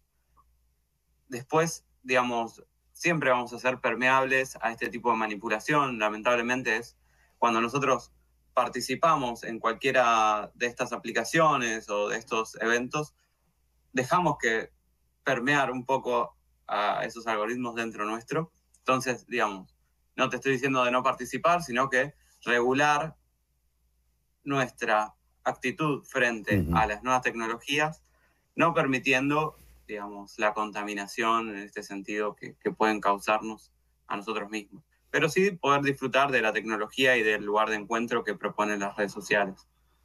Pero ¿habría algún... ¿Qué no hacer, Facundo, por ejemplo? ¿Qué no debo hacer en ninguna circunstancia? Bien, bueno, esta radicalización de contenido nos lleva muchas veces a concretar acciones o a visitar sitios o a entrar en comunidades que sí pueden llevarnos a, digamos, encontrar cualquier cosa en la red, desde grupos sociales de actividades, no sé, como gente que le gusta el fútbol, de ahí te pueden llevar a una barra brava, o si a vos te gusta, no sé, una banda de música, transportar ese mensaje, o si uno sigue a su partido político, de ahí a ser un participante activo de eso, digamos, influye mucho nuestra actitud frente a estas nuevas tecnologías. ¿Qué no debemos hacer? Y no debemos participar no tenemos que dejar que esto afecte nuestra conducta, o por lo menos lo menos posible. Después, cuestiones de cuidar nuestra información, no compartir datos con terceros, no compartir información o fotos de los niños, de los menores, no compartir nuestra información pública, la foto de nuestras tarjetas de crédito, digamos, todas esas cuestiones de seguridad nuestras y de nuestra privacidad, es importante siempre cuidarlas. La pregunta te la hago a ti también, Lorena. ¿Qué sugerirías? ¿De qué manera cuidarnos, protegernos? Bueno, a mí me parece que para regular nuestros puntos de vista siempre es importante recordar que hay un punto de vista opuesto. Entonces, si yo sigo a una persona que tiene puntos de vista muy fuertes, especializados, establecidos, tratar de encontrar la voz opuesta, siempre. Tratar de encontrar una voz que de alguna manera regule el algoritmo. Es una manera de lograrlo, según muchos investigadores, especialmente en las redes sociales, y a mí personalmente me funciona. Me funciona no solamente para encontrar voces diversas, sino también intereses diversos. ¿Y qué no haces nunca, Lorena? Te cuento. Una vez vi una foto donde estaba en su oficina Mark Zuckerberg, estaba hablando con alguien y tenía una laptop y tenía puesto como una cinta adhesiva arriba sobre la cámara, por ejemplo. Yo dije, bueno, si eso lo hace Mark Zuckerberg, yo voy a hacer algo también parecido. ¿Qué tú no haces nunca, Lorena? Bueno, pues yo diría que eso de tener un tape, desgraciadamente ahorita no lo tengo a la mano, pero tengo con unas cerezas que normalmente pondría aquí en mi cámara y que obviamente en este momento no está. Porque al final no sabemos, si no nos dimos a la tarea de leer los términos y condiciones, no sabemos si nuestra cámara en el teléfono o en la computadora nos está grabando. Todos hemos estado sorprendidos quizá alguna vez en que hablamos de algún vestido azul. Hay un famoso vestido azul en Facebook de hace mucho tiempo. Alguien lo mencionó y de repente sale el meme del vestido azul, ¿no? Obviamente hay cosas que nos están escuchando. Por lo tanto, a veces también suelo apagar mi teléfono, especialmente si tengo conversaciones que yo considero privadas. Estar al tanto de cuántas herramientas digitales tenemos a nuestro alcance y de cuántas herramientas digitales también tienen a su alcance nuestra información privada. Lorena, Facundo, muchísimas gracias por estos minutos en la mañana de hoy. The Killing Fields, los campos de la muerte, tiene que ver con la caída de Camboya a manos de lo que sería la dictadura del Khmer Rojo. Esta película es la primera de Roland Joffé, fue producida en el año 84 con un guión de Bruce Robinson inspirado en el libro Vida y Muerte de Death Pran de Sidney Chamber. Sidney Chamber es el periodista que lleva adelante la historia. Y aquí en la película él está representado por Sam Waterston. Death Pran es el traductor, el chofer camboyano que le va a ayudar en todo el proceso mientras él está de corresponsal del The New York Times en aquellos días turbulentos de los 70 en Camboya, cuando Nixon decidió la invasión y los bombardeos. La historia cuenta las penurias por las que tuvo que pasar este hombre, Death Pran. En la película está representado por Hein S. Ngor, un médico obstetra, ginecólogo camboyano él, que vivió algo parecido a lo que vivió Death Pran. Y lo interesante es que Hein S. Ngor se llevó el Oscar al actor secundario por esta actuación. Es de esos casos extraordinarios donde alguien que no es un actor profesional se lleva nada menos que un Oscar. La película nos va contando una vez que Death Pran no puede ser protegido por sus amigos, los periodistas occidentales, y tiene que caer en la desgracia y ser servil a los dictámenes dictatoriales, autoritarios, caprichosos, absurdos del Khmer Rouge. Esa película realmente estremece. Esta película está llevada con un pulso, con un tino extraordinario. Y el Oscar de Hein S. Ngor es más que merecido. He de confesar, esta película la he visto muchas veces, y he de confesar que el final sigue produciéndome una inmensa emoción. Una pequeña pausa y ya regresamos.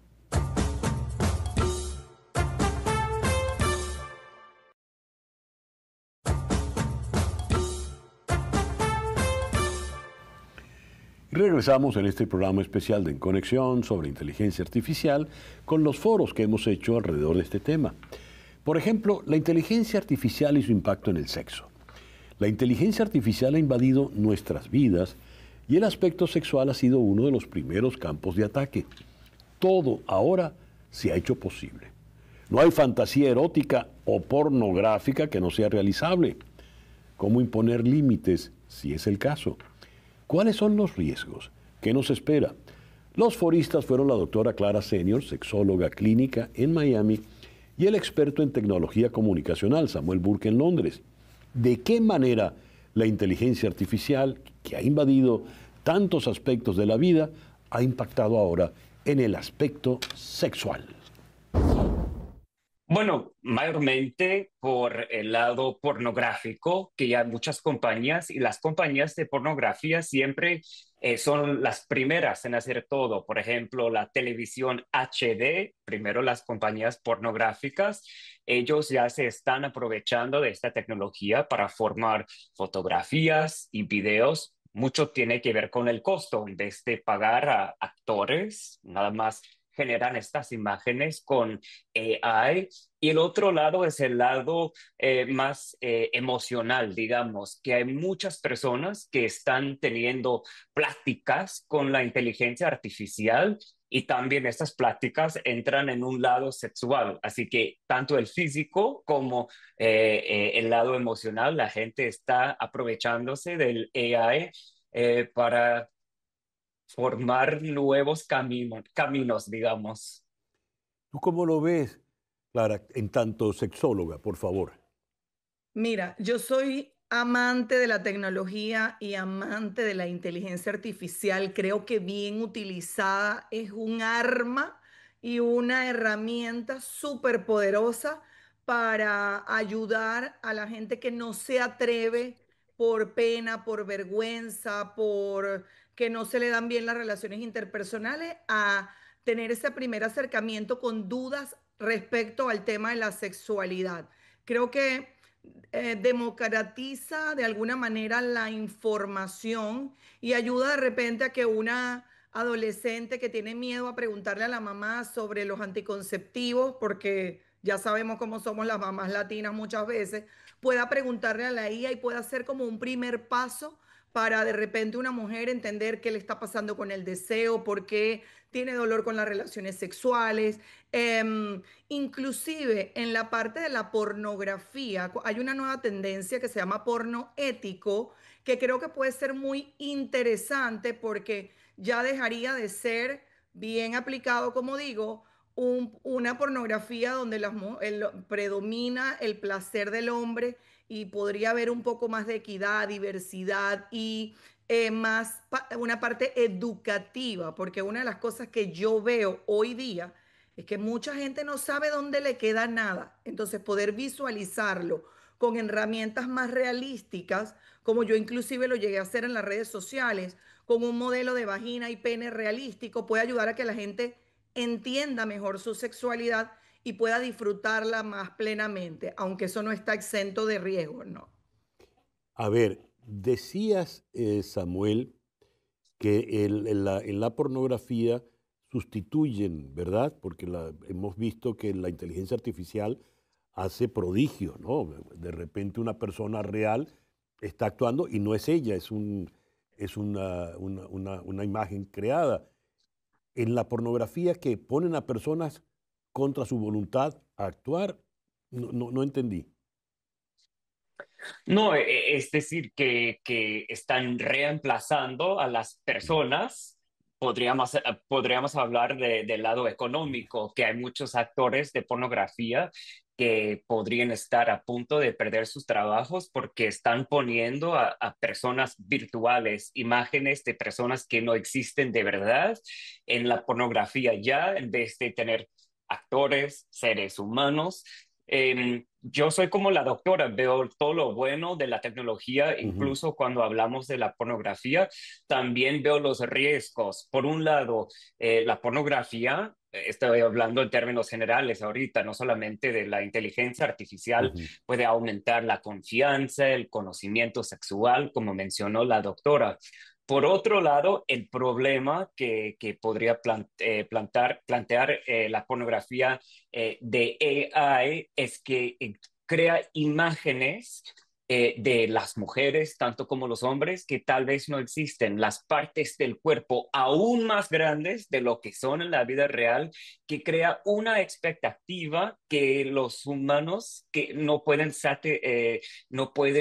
realizar, digamos. Si veo todo el tiempo una mujer con los pechos de un tamaño que realmente no es así en la vida real, tanto como un hombre con algo que tal vez no es del tamaño de la vida real. Ver estas imágenes para jóvenes una y otra vez crea expectativas que nosotros, los seres humanos, no podemos alcanzar. Es el gran riesgo. Todavía no tenemos los números porque todo esto es nuevo, la pornografía creada por AI, pero estos son los riesgos que los expertos como la doctora están considerando en este momento. Leo aquí que entre las áreas donde está entrando la inteligencia artificial, tiene que ver con relaciones íntimas y románticas con inteligencia artificial, companion, erotic chatbots. ¿Qué nos dices sobre esto, Clara, por favor? Bueno, yo he escuchado decir y he probado muchas veces la IA en el contexto de terapéutico para ver hasta dónde puede llegar. y realmente te puede hacer conectar emocionalmente de una forma increíble y de verdad, o sea, espeluznante, porque a mí eso sí me asustó. Yo digo, ¿cómo es posible que la IA en un momento logre conectar con lo que yo estoy hablando y me pueda hacer llorar, por ejemplo, y Ujú. conectar con una emoción? Sin embargo, el riesgo está como en la despersonalización de las relaciones humanas y en la adicción que esto pudiera generar, porque si bien es cierto que la IA tiene muchos conocimientos, pues el lado humano, empático, no, muchas veces no lo tiene tan desarrollado. Entonces, o tiene una característica un poco permisiva, o sea, te da la razón en todo y empatiza en exceso, o se va al polo opuesto. Entonces, empatizar en exceso con una persona que de repente tiene alguna enfermedad mental, alguna adicción, puede ser catastrófico. Entonces, sí creo que tiene que haber una legalización, una normalización, una, como un hasta aquí, mira, esto rompe las políticas, es importante que vayas a un experto. O sea, creo que si se lograra que la IA tuviera esa inteligencia de detectar hasta dónde esto puede ser dañino para la persona que está consultando y que lo derive al especialista. En un caso, por ejemplo, de alguien que piensa en suicidarse o que está totalmente conectado con las herramientas de redes sociales y no tiene contacto humano, o una persona que está, bueno, que esto no tiene mucho que ver con la parte terapéutica, pero hay gente que escribe, ¿qué le respondo a mi pareja que me dijo tal cosa? O sea, pierdes tu humanidad, tu espontaneidad, o sea, hay un in-between ahí medio peligroso, ¿no? Y si me permites, hay algo ahí Adelante. que la doctora está señalando. El AI casi siempre te dice sí. Por ejemplo, dice, ay, Samuel, muy buena pregunta. No, no fue una muy buena pregunta, fue una pregunta tal cual, seamos honestos. Pero el AI siempre te dice cosas positivas así y muy pocas veces te dice no. Pero la palabra no es tan importante con respecto no solamente a la sociedad, sino el sexo. Llegar a un punto en que tu pareja, tal vez una persona que acabas de conocer o has conocido por mucho tiempo, te dice, no, es algo importante, no solo para los límites de esa otra persona, sino también para saber, todo tiene límites en la vida y es el problema con el AI, que todo el tiempo está diciendo sí, sí, sí, sí, sí. Y nosotros tres sabemos muy bien que la vida no siempre es sí y mucho menos en la cama. Eh, ¿Recuerdan ustedes la película, ya les voy a decir, Hair, con Joaquín Claro. Phoenix, donde él termina prácticamente obsesionado, enamorado de la computadora con la que él mantenía la relación? En la película, la voz de la computadora es nada menos que Scarlett Johansson, ¿no? ¿Verdad? Que lo manejó de una manera muy sensual y envolvente. Y recuerdo que hay un momento en que él le da celos y ella le dice, no, pero si es que yo tengo relaciones con 2 millones y tantas personas, es decir, a cuenta de que los celos. Pero yendo al punto del sexo y la IA, una relación como esa puede darse en la actualidad. ¿Cuáles serían los riesgos, Clara? Bueno, sí existen muchas herramientas de inteligencia artificial, o sea, existen ya muñecas, juguetes, que es prácticamente lo mismo. Ahora va a tener un toque humano donde te está hablando y está interactuando. Ujú. Para mí el riesgo es de adicción social, de aislamiento y si en algún momento esa persona cae en cuenta de lo que está ocurriendo, probablemente aumente la prevalencia de depresión, porque esto llega hasta un punto, pero los seres humanos somos seres sociales. Necesitamos el contacto humano, necesitamos un abrazo, necesitamos hablar con la gente, salir a la calle, agarrar sol. Imagínate las personas que no salen ya a la calle por diferentes razones y ahora tienen otro punto, tienen Netflix, tienen las redes sociales y ahora una persona virtual de inteligencia artificial que te da clases de lo que tú quieras, que te habla de lo que te provoca, que nunca te lleva a la contraria. O sea, creo que te puede generar un tema disociación y de, pues, vivir en bueno, vivir en un mundo que no es real y el día que te des cuenta, creo que puede ser catastrófico. O sea, Y, esa parte yo la veo muy delicada. y si lo ponemos en el caso del sexo, ¿hasta dónde puede llegar esto, Samuel, con la inteligencia artificial, Bueno, tal como lo planteaba Clara Senior? Una cosa es que si está disponible al 24 horas, 7 días a la semana. El ser humano no está disponible todo el tiempo así, y mucho menos en la cama de nuevo. Y el otro problema es que lo que más me preocupa es tal como el AI puede hacer el trabajo de nosotros. Muchas veces mejor que nosotros. Mi preocupación es que el AI con respecto al sexo lo puede hacer mejor que nosotros, ya que está disponible todo el tiempo. No tengo que esperar a mi pareja. Tal vez lo prefiero hacer con el AI porque Mm. está disponible, está listo, está ahí todo el tiempo, me dice todo lo que quiera escuchar. Entonces me preocupa de que el AI sea mejor que nosotros con respecto a muchas cosas, incluso el sexo, o mínimo la percepción de muchos usuarios que el AI es mejor en la cama que los seres humanos. Pero ¿cómo va a ser en la cama si es inteligencia artificial? Si es virtual. Bueno, pues puedo mover esta laptop así conmigo a otro lugar. La gente tiene sus teléfonos en la cama, entonces si estás ahí y tienes esa Sí. necesidad, tienes ese sentimiento, ya estás listo a hacer algo y el móvil está allí, ya está listo. Y tal vez hay personas que lo están usando con la pareja dormida en la cama a tu lado, pero ahí está el AI Wow. porque está despierto y listo para hacer lo que quieras. Y En una, además están generando, y no lo dudo, aparentemente es algo construido por IA en las redes sociales, pero hemos visto como muñecos que pueden caminar, que ya hacen labores de la casa, que son como robots, y una de de los problemas que les ven es que son como metálicos y están buscando la manera de que no pueda lesionar porque de repente en los pliegues pueda pellizcar y no soltar en un momento determinado. Entonces, imagínate, yo que viví la época de los supersónicos y veía cómo la super se ponía la máscara y estaba siempre bella. Hoy ajá. día vemos que estamos hablando por la misma ventanita que creíamos irreal que la super utilizaba. Entonces, yo creo que sí vamos para allá. O sea, yo creo que en algún momento vamos a tener alguna herramienta humanoide, como en las películas, que pueda cumplir esas funciones que Samuel está hablando.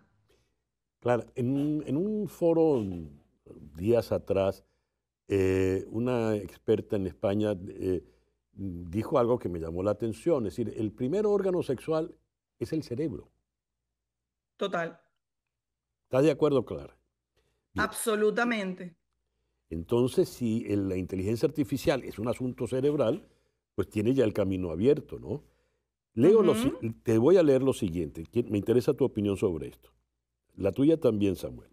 En cuanto a relaciones íntimas con inteligencia artificial, algunos usuarios reportan gratificación romántico-erótica, aunque también riesgos como dependencia emocional o sentirse manipulados. ¿Qué me dices, Clara?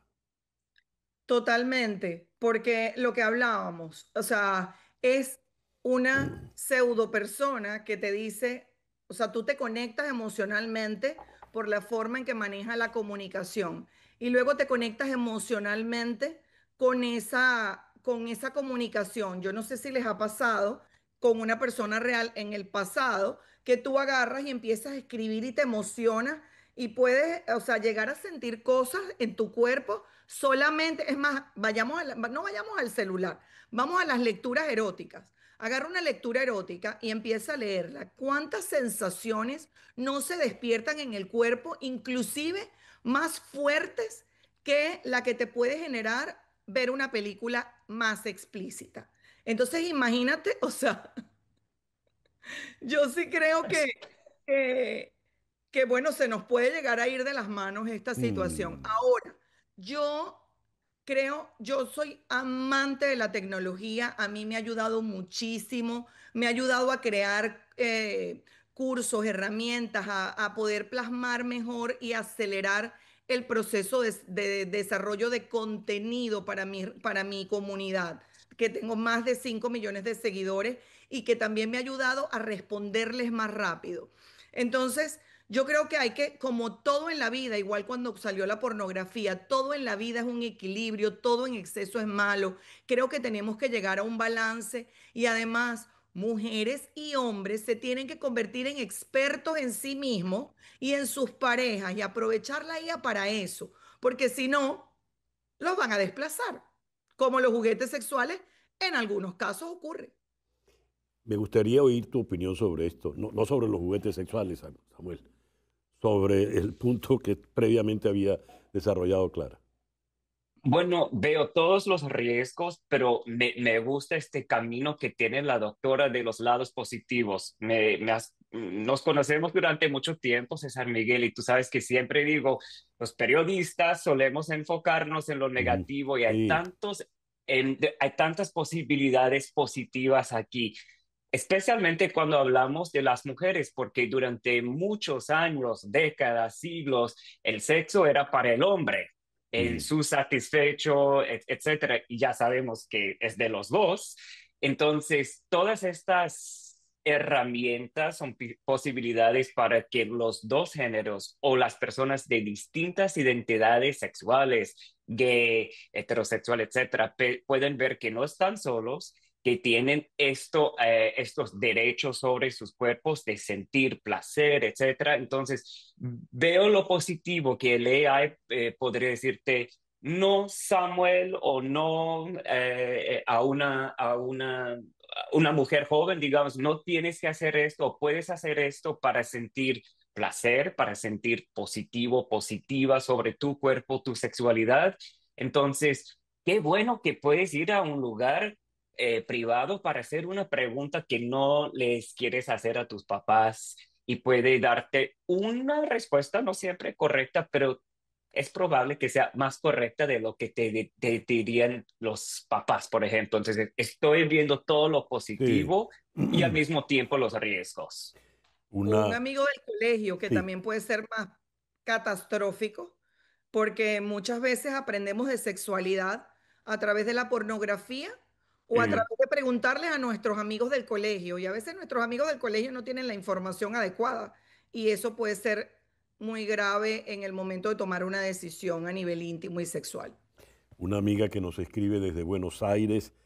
Excelentes foristas en el día de hoy. Muchas gracias por esta entrevista. Y remata diciendo, me dieron buenas ideas para este fin de semana.